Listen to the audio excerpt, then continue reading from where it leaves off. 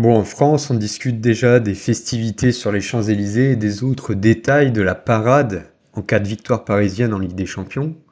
C'est dire la confiance ou peut-être même l'excès de confiance. Mais je m'interroge, quelle attention nos médias, les journalistes sportifs, accordent-ils réellement à l'autre finaliste, l'Inter Milan? Ont-ils seulement pris le temps de regarder jouer cette équipe? Se sont-ils seulement intéressés à l'histoire récente de cette équipe, à son parcours? Parce que pendant que les projecteurs sont braqués ailleurs, l'Inter continue d'avancer.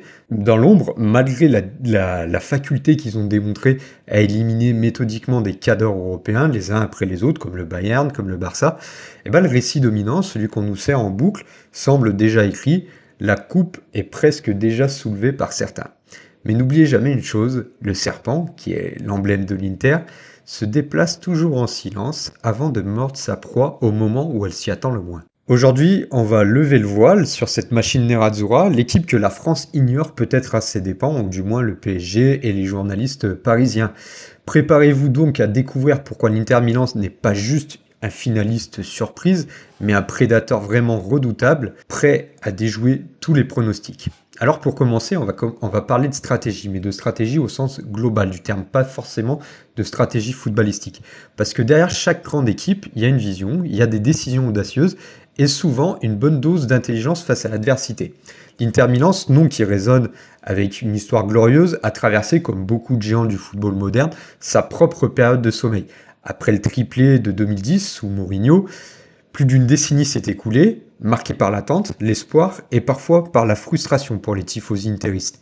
Une dizaine de 11 longues années où le club cherchait à retrouver son lustre d'antan, et puis le réveil en 2021, sous la poigne de fer d'Antonio Conte, l'Inter a enfin réussi à briser la malédiction et a reconquis le Scudetto, mettant fin à la période de domination sans partage de la Juventus, à ma grande tristesse, puisque moi je suis un grand supporter juventino. On pensait alors que l'Inter serait relancé pour de bon, prêt à asseoir une nouvelle hégémonie. Mais le football moderne, c'est une bête imprévisible, et le triomphe fut de courte durée. Seulement 3 semaines, oui vous avez bien entendu, 3 semaines après avoir soulevé le trophée, Antonio Conte décide de claquer la porte. Pour quelles raisons? Des divergences profondes avec la direction concernant l'avenir du projet interiste, et le groupe chinois Suning, qui était alors propriétaire du club depuis 2016, traversait des turbulences financières majeures qui ont été exacerbées par la pandémie du Covid. Le mot d'ordre était alors clair, il fallait réduire les coûts et très vite. Et ça signifiait vendre des joueurs clés, des artisans du titre, et ça c'était une perspective absolument inacceptable pour un coach comme Antonio Conte. L'Inter, à peine sacrée championne d'Italie, se retrouvait face au mur et les problèmes financiers de Suning étaient tels qu'ils avaient dû contracter un prêt à taux d'intérêt extrêmement élevé, un prêt de 275 millions d'euros auprès d'Oaktree Capital Management, en utilisant même des actions du titre comme garantie pour contracter ce prêt. Donc le club avait une épée de Damoclès au-dessus de la tête et les conséquences ne se sont pas fait attendre puisque Romelu Lukaku a été vendu à Chelsea pour la somme colossale de 113 millions d'euros. On a aussi Achraf Hakimi qui s'envolait pour le Paris Saint-Germain contre près de 70 millions d'euros, et peut-être que les interistes vont le regretter maintenant. Et puis on avait aussi le départ de Christian Eriksen, qui avait eu un malaise cardiaque à l'Euro, et du coup il pouvait plus jouer en Italie. En quelques semaines, on voyait donc l'ossature complète du champion d'Italie, qui était en train d'être désossé, et les observateurs, notamment en France, où la Serie A est parfois, régulièrement regardée avec un certain scepticisme, prédisaient un effondrement et un retour brutal à la case départ pour l'Inter Milan. Et c'est vrai qu'on avait le sentiment que le club était condamné à redevenir un outsider. Mais c'était sans compter sur un homme, une figure clé qui est restée dans l'ombre relative du succès sportif, mais absolument centrale dans la survie et la reconstruction du club. Cet homme, c'est Giuseppe Marotta, surnommé Beppe. Il a rapidement pris des fonctions clés au sein de l'Inter Milan, quelques mois seulement après avoir quitté la Juventus. Et il faut savoir que Marotta, c'est pas n'importe qui, parce qu'il est largement considéré comme la figure la plus importante du marché des transferts en Italie, parce que c'est un vrai maestro dans sa capacité à détecter des joueurs et à les installer dans un club. Et vous allez voir ça tout de suite, je vais vous le démontrer. Parce que son CV, il parle pour lui. À la Juve, il a été l'architecte en partie des 7 titres consécutifs de Serie A. Il a mené le club aussi à 2 finales de Ligue des Champions. Et sa spécialité, en fait, c'est de construire des équipes de classe mondiale avec des moyens qui sont souvent limités grâce à une vision et un flair vraiment exceptionnel.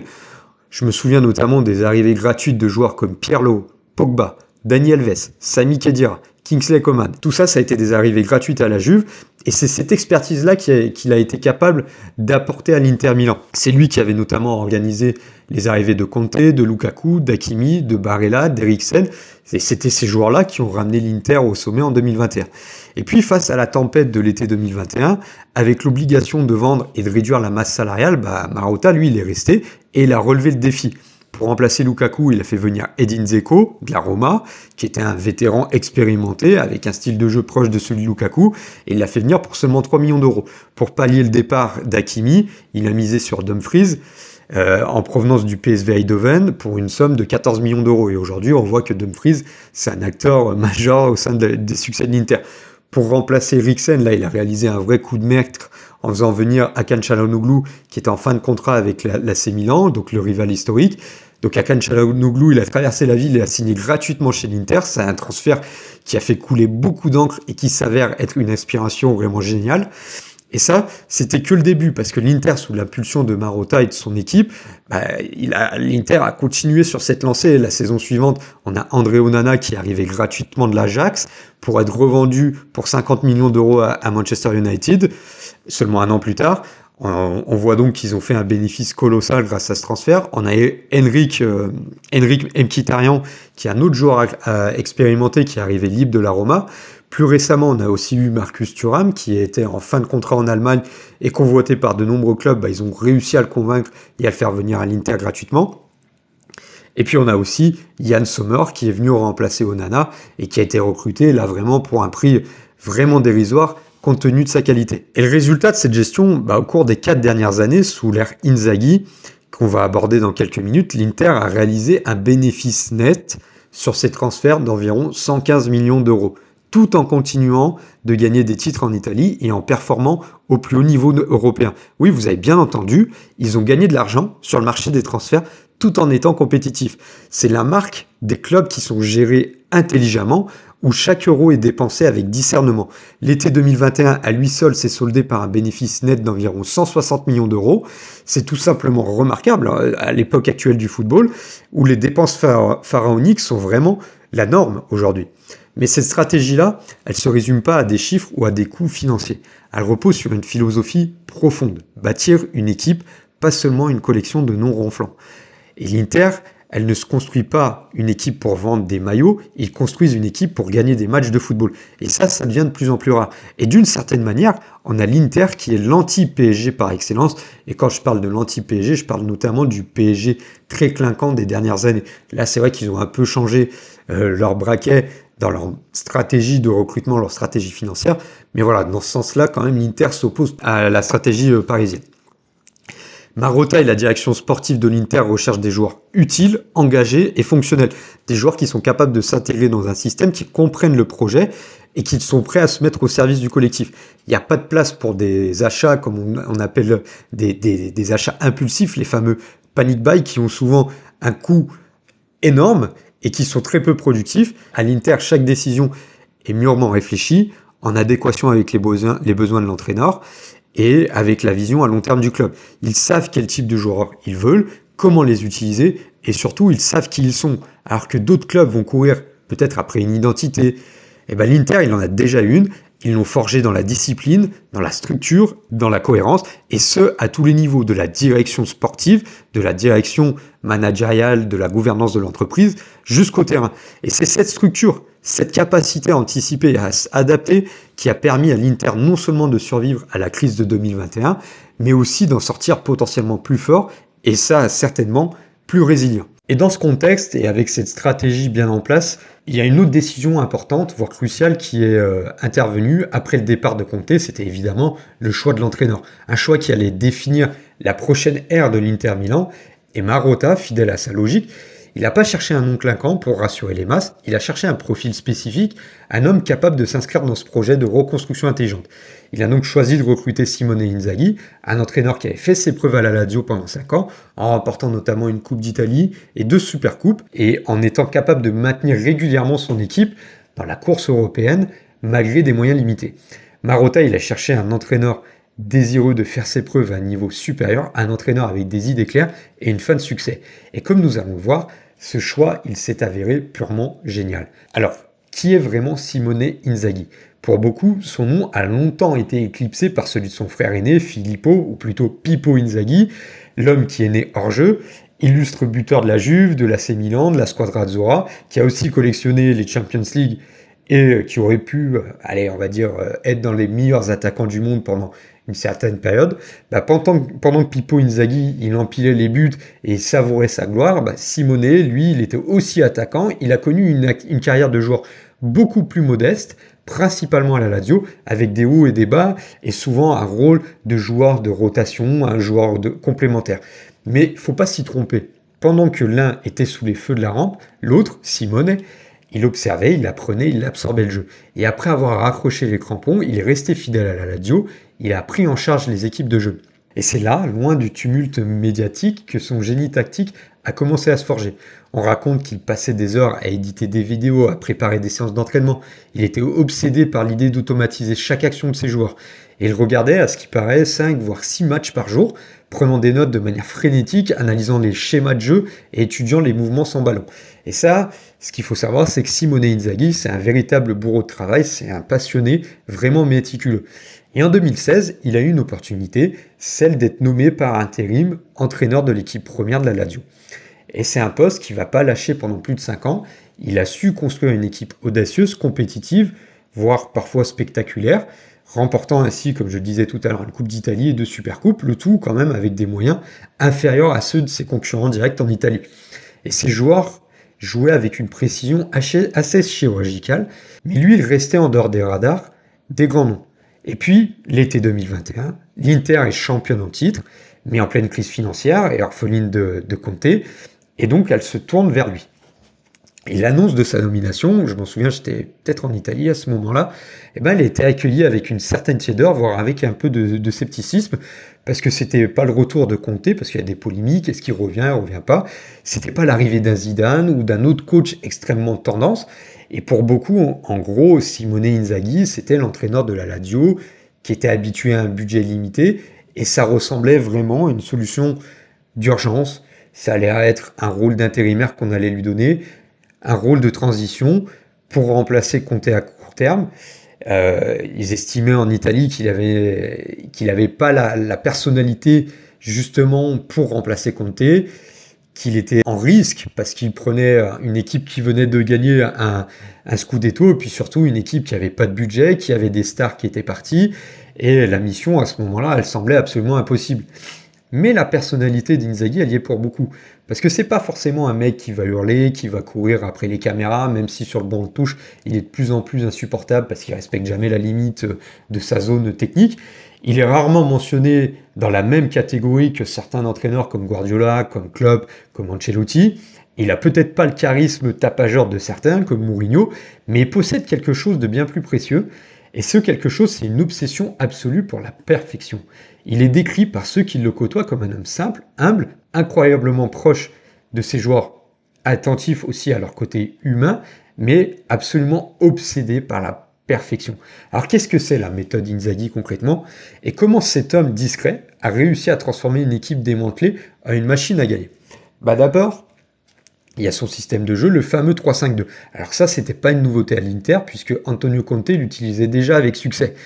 Mais Inzaghi, il s'est pas contenté de copier le système de jeu de Conte, il l'a hérité certes, mais il l'a aussi affiné, modernisé et perfectionné jusqu'à l'absurde.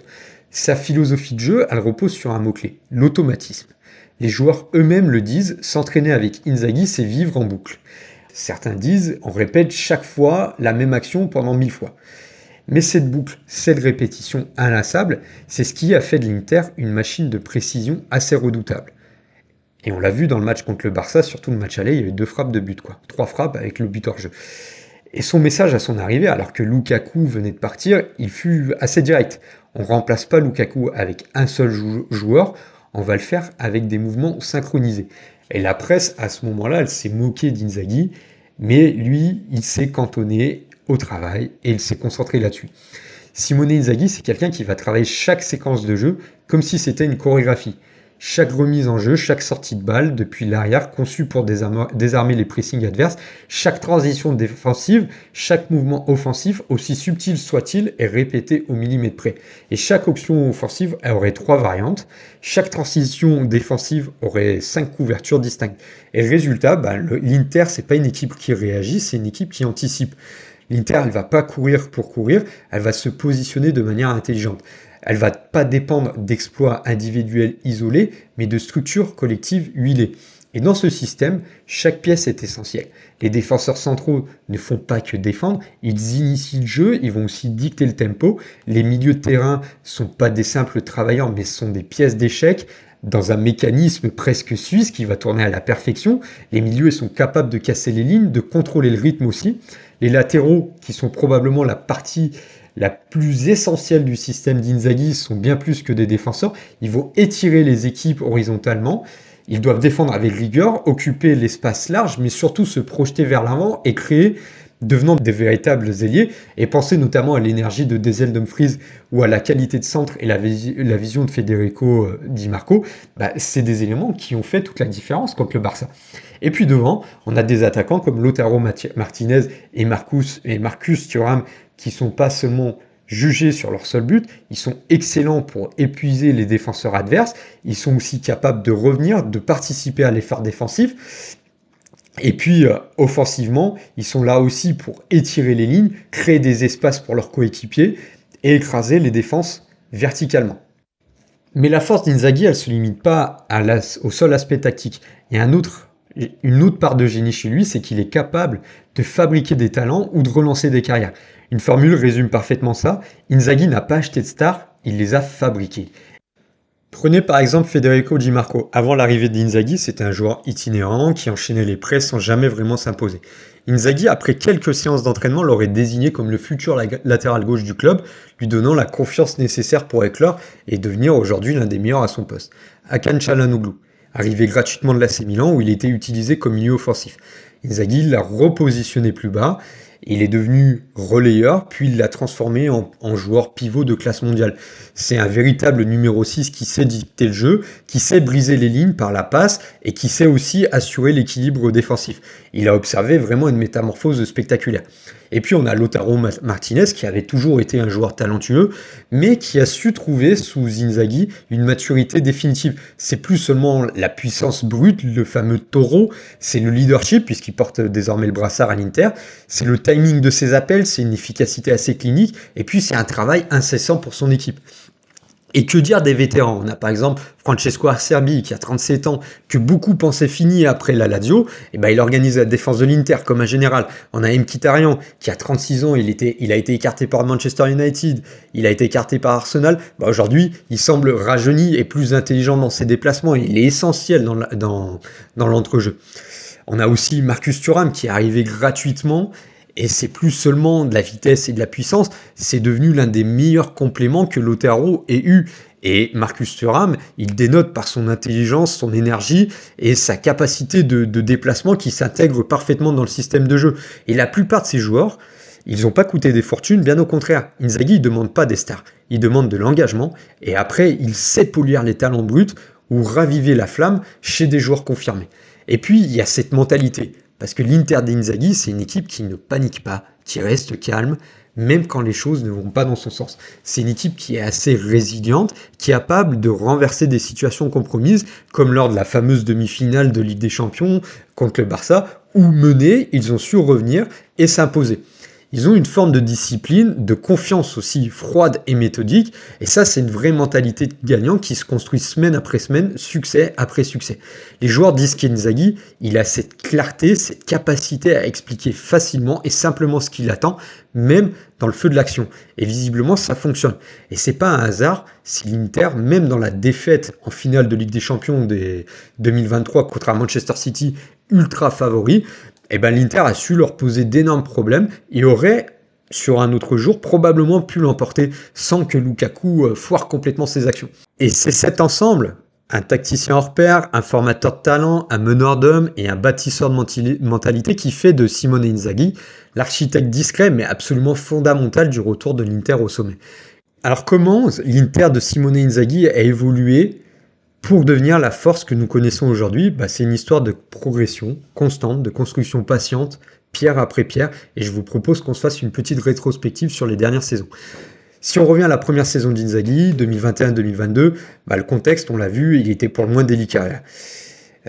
Beaucoup s'attendaient à une saison de transition difficile, voire une chute brutale dans le classement, et l'objectif principal c'était de maintenir le niveau, de rester compétitif malgré les départs. Et l'Inter a fait bien plus que ça. L'équipe d'Inzaghi, bien qu'en partageant davantage le ballon avec ses adversaires, et en étant peut-être moins axée sur les contre-attaques fulgurantes que sous Conte, c'est une équipe qui s'est montrée incroyablement offensive. Ils ont terminé meilleure attaque de Serie A cette saison-là. Le titre leur a échappé de justesse de seulement 2 petits points au profit du Milan AC, après une défaite douloureuse à Bologne, en fin de parcours qui a scellé le sort du championnat. Mais les bases, elles étaient posées, et Inzaghi il avait montré qu'il était non seulement capable de gérer la pression, mais aussi capable d'imprimer sa marque et d'insuffler une nouvelle dynamique. La saison suivante, en 2022-2023, elle marque une nouvelle étape avec des recrutements malins qui se poursuivent, les arrivées d'Onana, d'Mkhitaryan, et ça a apporté une forme d'expérience et de qualité au milieu de terrain.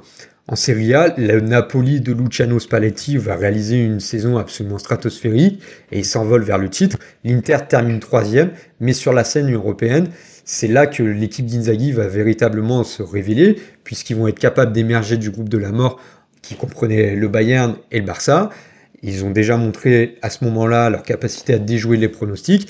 En phase à élimination directe, ils vont écarter Porto, Benfica et puis surtout leur rivaux historique, le Milan AC. Et puis à Istanbul, face au Manchester City de Pep Guardiola, qui était considéré comme l'ogre absolu, l'archi-favori, l'Inter n'était sur le papier pas censé faire le poids. Et pourtant, ils ont tenu la dragée haute aux Citizens. Ils ont eu des occasions franches.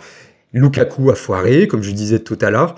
Et s'il avait justement pas raté toutes ces occasions, l'issue elle aurait été différente. Ils ont perdu d'un petit but, mais ils ont gagné le respect de l'Europe entière.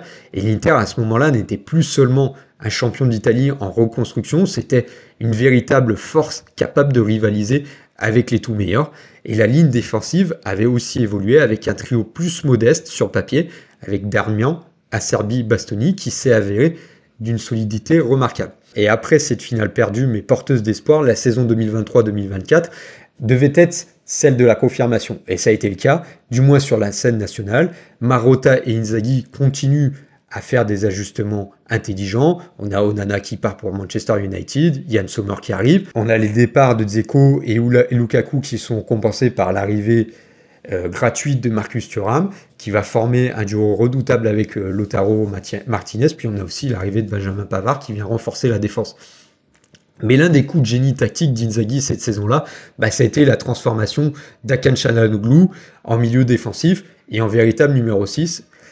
Plutôt que de réclamer un remplaçant coûteux à Marcelo Brozovic qui était parti pour l'Arabie Saoudite, Inzaghi il a eu cette intuition qui a confirmé les quelques essais réussis la saison précédente. Et puis on arrive à la saison 2024-2025, une saison où l'Inter n'est plus vraiment une surprise mais une équipe attendue, un favori crédible au titre suprême, même si en France on est concentré exclusivement sur Manchester City, sur Liverpool, sur le Barça, sur le Real Madrid. Le nouveau format de la Ligue des Champions offre un défi relevé à l'Inter. Et dans ce nouveau format, l'équipe d'Inzaghi répond présent puisqu'il termine très bien la phase de groupe.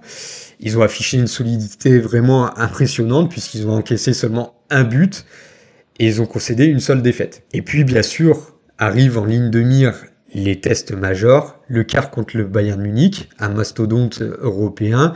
Là, l'Inter a surpris, entre guillemets, mais les vrais observateurs savent que l'Inter a confirmé en éliminant le géant bavarois. C'était pas un exploit isolé, c'était la démonstration d'une équipe qui atteint une maturité tactique et mentale vraiment impressionnante. Et puis que dire de la demi-finale qui a été une affiche de rêve, un choc des titans contre le FC Barcelone. Ça a été 2 matchs épiques, tendus, où la qualité tactique d'Inzaghi a éclaté au grand jour face à une équipe barcelonaise réputée pour sa possession. L'Inter a su livrer une masterclass. Ils ont su, selon les moments, absorber la pression, tuer le rythme du match quand il le fallait, puis ensuite exploser vers l'avant et punir chaque espace laissé par les Barcelonais. On aurait dit que Barcelone avait le ballon, mais c'est l'Inter qui avait le contrôle du match et de la confrontation. Et c'est là qu'on voit la force de ce collectif. C'est pas seulement l'histoire d'un outsider qui bat un géant, c'est l'histoire d'une équipe qui sait exactement ce qu'elle fait, qui exécute un plan avec une précision chirurgicale. Et cette performance a été portée par l'ensemble du groupe, y compris par ces joueurs vieillissants comme Francesco Acerbi, comme Mkhitaryan, comme Yann Sommer, comme Darmian. Et pour beaucoup, ces âges seraient rédhibitoires, mais pour l'Inter d'Inzaghi, c'est l'expérience au service de la performance, alors que ces joueurs courent peut-être pas plus que les jeunes, comme Yamal, comme Rafinha, mais ils courent mieux et ils pensent plus vite. Et le dénouement de cette demi-finale restera dans les mémoires. On a les buts tardifs qui sont inscrits dans des moments où la pression est à son comble. D'abord d'Acerbi, le vétéran, et puis David Fratesi, l'un de ces milieux de terrain si efficaces et si intelligents, qui est venu sceller la qualification pour une nouvelle finale de la Ligue des Champions. On a une qualification qui a été acquise non pas par chance, mais vraiment par la force collective, par la résilience et par une intelligence tactique de tous les instants. Alors la question qui se pose, c'est quel est le potentiel restant pour cette équipe? Simone Inzaghi a renouvelé son contrat jusqu'en 2027, même s'il y a quelques rumeurs de départ vers l'Arabie Saoudite. En tous les cas, le club lui a donné des pouvoirs sur les transferts, du crédit, mais il reste une chose à accomplir, et cette épine dans le pied, cette obsession, c'est la finale de la Ligue des Champions. Après celle perdue en 2023, l'élimination au tir au but en 2024, la nouvelle finale 2025 est une opportunité immense. Et cette équipe, est-ce qu'elle a atteint son plafond? C'est difficile à dire, mais ce que Simone Inzaghi a démontré, c'est que lorsqu'il est obsédé par une chose, elle arrive tôt ou tard. Et si l'Inter continue sur cette trajectoire, avec cette intelligence, cette méthode et cet engagement, le sommet de l'Europe est plus que jamais à leur portée. Voilà donc le portrait d'un club qui, loin du bruit et de la fureur de certains de ses concurrents, est en train de bâtir quelque chose de spécial. L'Inter Milan, ce géant que beaucoup pensaient endormi, voire en déclin après le départ de Conte, et les difficultés financières nous prouvent saison après saison qu'il faut compter sur cette équipe au plus haut niveau. Alors qu'est-ce qu'il faut retenir de cette ascension et de ce potentiel qui ne cesse de grandir, mais peut-être qui a touché son plafond aujourd'hui? Déjà, cette stratégie de club, cette intelligence remarquable incarnée par Giuseppe Marotta et avec une gestion financière astucieuse, c'est capable de générer des profits sur les transferts tout en construisant une équipe compétitive sur le terrain. C'est l'art de recruter malin, de cibler des joueurs non pas pour leur nom, mais pour leur utilité, leur engagement et leur capacité à s'intégrer dans un projet. C'est la preuve qu'avec une vision claire et de la compétence, on peut rivaliser sans forcément dépenser des sommes astronomiques. Ensuite, il y a l'homme du banc, Simone Inzaghi, l'architecte discret, obsessionnel, méthodique. Loin des projecteurs des coachs superstars, il a patiemment su sculpter cette équipe, perfectionnant son 3-5-2, inculquant à ses joueurs une culture du détail et des automatismes qui frisent la perfection. Il n'a pas seulement fait progresser des talents, il en a fabriqué, il a relancé des carrières, notamment des joueurs sous-estimés, il les a transformés en véritables piliers. Alors la question qui brûle toutes les lèvres maintenant, l'Inter est-il enfin prêt à soulever de nouveau ce trophée tant convoité? Est-ce que l'Inter est capable de dépasser le génie de Luis Enrique et de battre les Parisiens? Ont-ils ce qu'il faut cette fois-ci pour aller jusqu'au bout? On voit que le club, que l'équipe est en souffrance physique sur certains matchs. Écoutez, dites-moi, donnez-moi vos pronostics, dites-moi si moi je vous ai convaincu, si ce parcours de l'Inter et cette plongée au cœur de la stratégie du potentiel de l'Inter Milan vous a plu, si vous avez appris des choses, ou si ça vous a simplement donné envie de suivre ce club de plus près. Moi, je vous incite plutôt à suivre la Serie A de manière plus globale, plus générale, qui est vraiment le championnat qui est en train de progresser et de monter sur le devant de la scène. Et puis, n'oubliez pas de soutenir la chaîne, puisqu'on arrive au bout de cette vidéo. Un petit pouce, ça fait toujours plaisir, ça aide énormément pour la visibilité. Et puis, abonnez-vous si ce n'est pas déjà le cas. Je vous donne rendez-vous pour des prochaines analyses sur le sport de manière générale, sous l'angle, vous l'avez vu, en fait, on parle de leadership, on parle de gestion humaine, on parle de management, on parle de développement. Donc j'ai encore beaucoup d'histoires fascinantes à vous raconter, d'autres équipes à découvrir, d'autres sportifs à découvrir. En tous les cas, merci d'avoir regardé jusqu'au bout. Et puis je vous dis à très bientôt pour une nouvelle vidéo.